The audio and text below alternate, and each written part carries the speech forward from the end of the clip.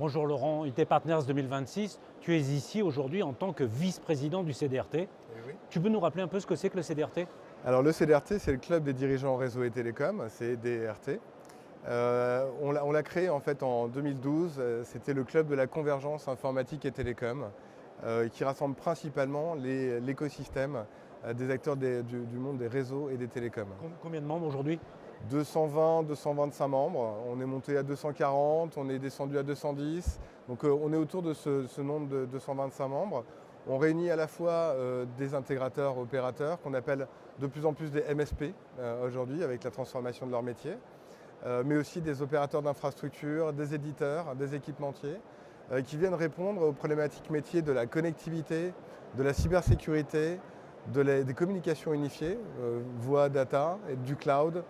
Et c'est Et de quoi la le club? sécurité. C'est un think tank, c'est un club de relations, c'est un club d'affaires? Comment tu le définirais?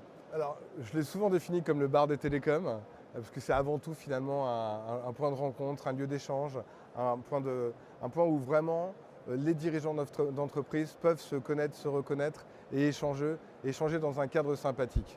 Maintenant, avant tout, c'est aussi un lieu où on apprend, un lieu d'apprentissage, avec des événements qui sont à vocation à accompagner le dirigeant dans ses décisions de tous les jours. Accompagner aussi dans une certaine prospective sur les évolutions marché, les évolutions produits, Et comment ça se l'évolution passe, des besoins clients. le fonctionnement du club?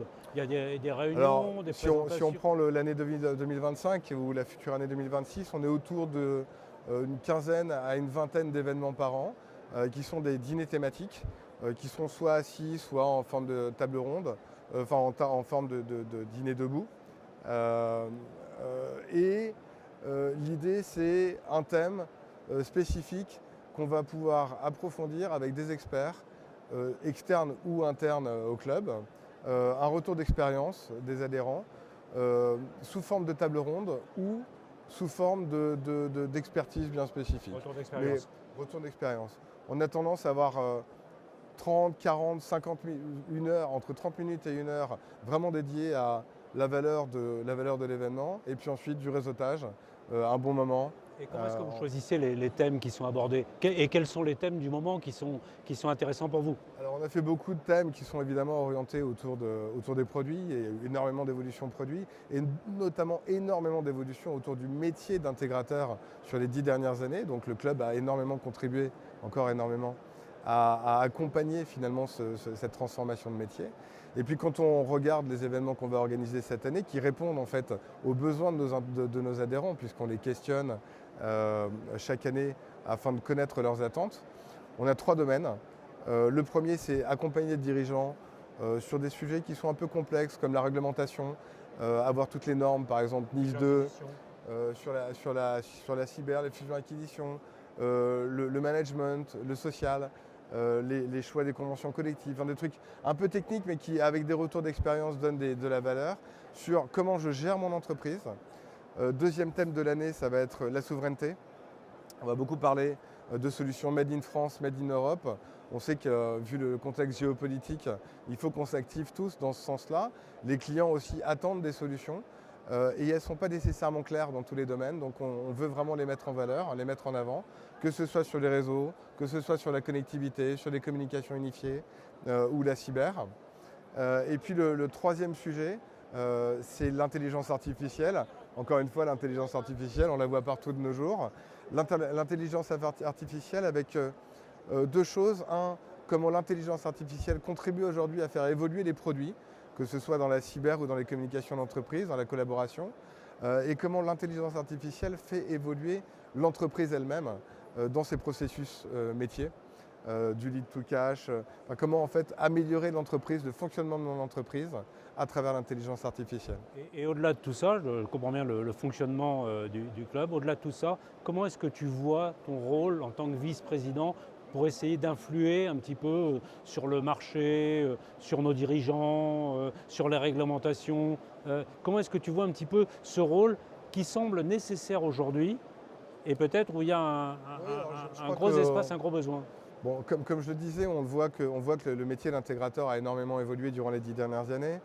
Ils sont passés d'intégrateurs à opérateurs de services. On voit qu'aujourd'hui, finalement, c'est des vrais managed service providers, des MSP. Donc la migration d'intégrateurs à MSP a vraiment été accompagnée par notre club aussi.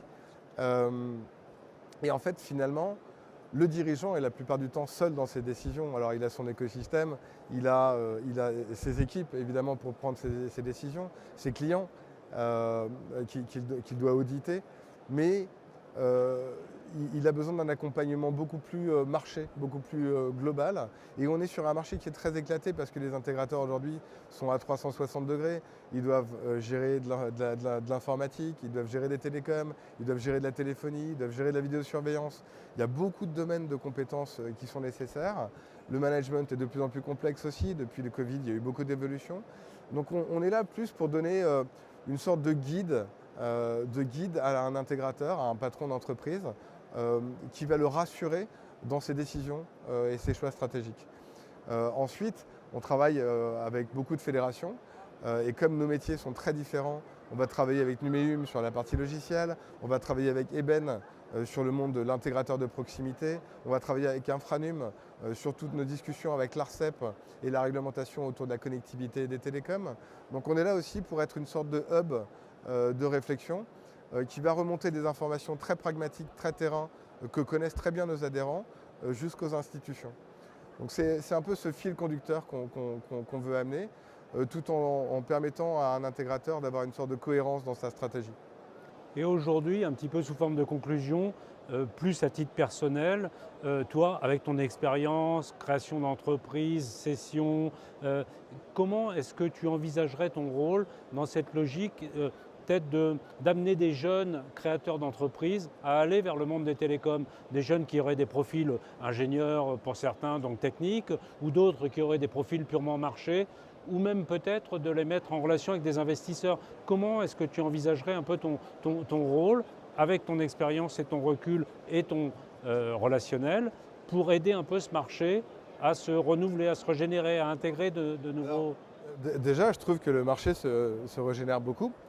On a quand même énormément de jeunes sociétés, de jeunes pousses qui rejoignent le club, principalement avec un background très informatique aujourd'hui, mais avec cette volonté et ce besoin d'élargir l'offre à 360 degrés, donc d'intégrer les télécoms, la cybersécurité et d'autres sujets. Donc je trouve qu'on a quand même un marché qui se régénère. Et puis si on est dans des sociétés de père en fils, aujourd'hui il y a aussi des enfants qui sont là pour reprendre les sociétés de leurs parents. Donc je ne suis pas trop inquiet en fait là-dessus. Je trouve par contre que le marché des télécoms en fait subit des vagues d'opportunités. On est plutôt sur une vague basse en ce moment parce que le déploiement de la fibre a été fait de manière assez massive. Les marges se sont un peu écrasées. On a une opportunité haute qui est celui de la cyber par exemple, une autre sur les communications et la collaboration, où il y a une phase haute et puis on repasse sur des... Donc on est sur des cycles.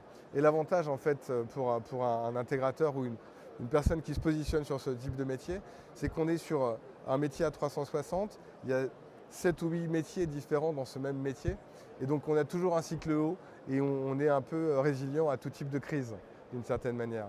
Ensuite sur mon rôle, bon évidemment l'expérience permet d'éviter les erreurs, donc on a beaucoup de personnes qui viennent nous voir aussi pour avoir de la mise en relation, pour mieux anticiper des problèmes qu'ils pourraient rencontrer. Sur des fusions-acquisitions, j'ai accompagné beaucoup d'entreprises aussi.